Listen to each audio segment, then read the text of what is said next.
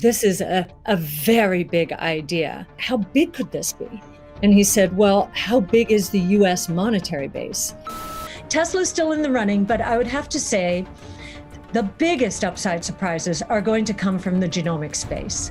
As we have analyzed the opportunity for our artificial intelligence, we took a look back at the former computing waves. So the PC wave was the first one. That's responsible right now for about $4 trillion in market cap.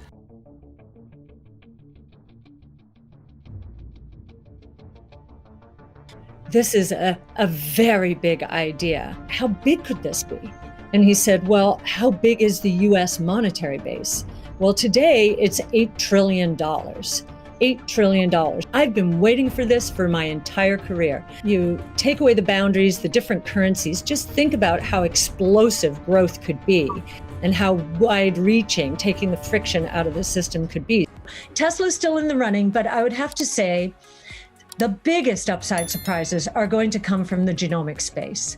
And that's because the convergence of DNA sequencing, artificial intelligence, and gene therapies, importantly CRISPR gene editing, are going to cure disease. That convergence is going to cure disease. Now we have real science and technology surfacing the mutations in our genomic profile.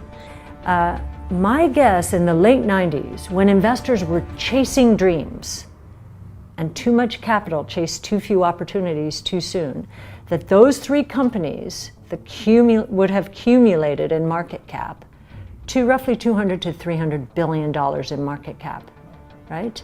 They would have, because they'd get a royalty on every therapeutic that was going to be developed. And today we think the recurring revenue base in terms of the therapies just for single gene caused diseases, we think that's a recurring revenue base of 75 billion. They'd get 10% of that. Single genes are responsible for only 2% of all diseases. That's just the beginning. Right now, high value transactions take place over Bitcoin, and that is a very useful role. So we look at those, and I remember saying to Art, how big could this be? And he said, well, how big is the US monetary base? Well, today it's $8 trillion. $8 trillion. At the time we were talking, it was $4 trillion. So we've gone through another crisis since then. And so this store of value, this idea that purchasing power will go up over time if demand rises relative to supply ultimately fixed at 21 million units. Bitcoin is being treated as an intangible asset.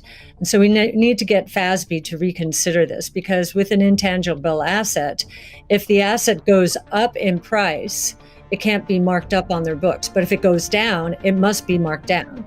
So, there's some asymmetry there, which is, we need to change that. Think about it, you take away the boundaries, the different currencies, just think about how explosive growth could be and how wide-reaching taking the friction out of the system could be. So I would encourage corporations to think about that this ability to do business anywhere in the world. And now, with the combination of artificial intelligence and gene editing, we're able to both anticipate diseases and cure them potentially.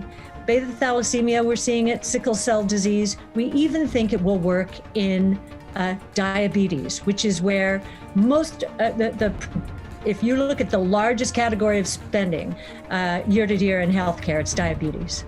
As I said, first rules-based monetary system, global, ever. This is a very big idea. Once we had convinced him of the ecosystem itself, the role that it's playing, given that the rule is a quantity rule, that 21 million units, is really a store of value role. Another phenomenon is taking place, and it's actually being led by Goldman Sachs. Goldman Sachs launched an online bank and savings service, no bricks and mortar, and they are, while Square app Square, Cash App, and Venmo might have been nipping at their heels from the bank's point of view, Marcus is coming right at the bank's head.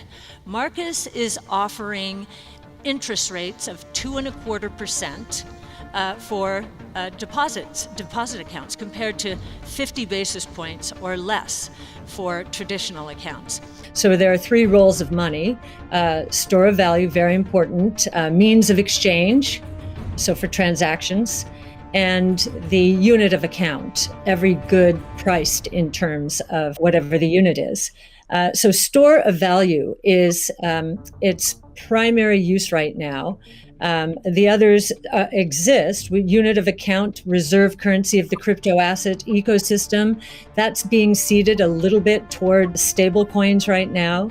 But the store of value is a very big role, and means of exchange with apps built on top of the Bitcoin blockchain, we think is going to become more of a reality. As we have analyzed the opportunity for artificial intelligence, we took a look back at the former computing waves. So the PC wave was the first one.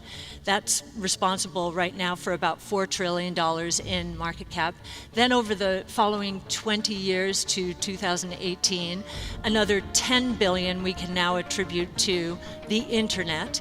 And we believe over the next 20 years that there will be $30 trillion worth of market cap out of there created because of artificial intelligence, compared to 1.5 trillion right now. And there is a massive movement afoot in the institutional world, especially, to embrace ESG and make sure that their asset managers are doing the same. So we've just talked about environmental, and I really do believe that Bitcoin will be much more environmentally friendly, certainly than traditional gold mining or the traditional financial services sector. In many ways, it already is. There's going to be good deflation caused by innovation, so demand will boom because of that. There's going to be bad deflation because so many companies out there have not been investing enough in innovation. Their products are going to go obsolete. So I think that's going to be the source of bad deflation and counterparty risk.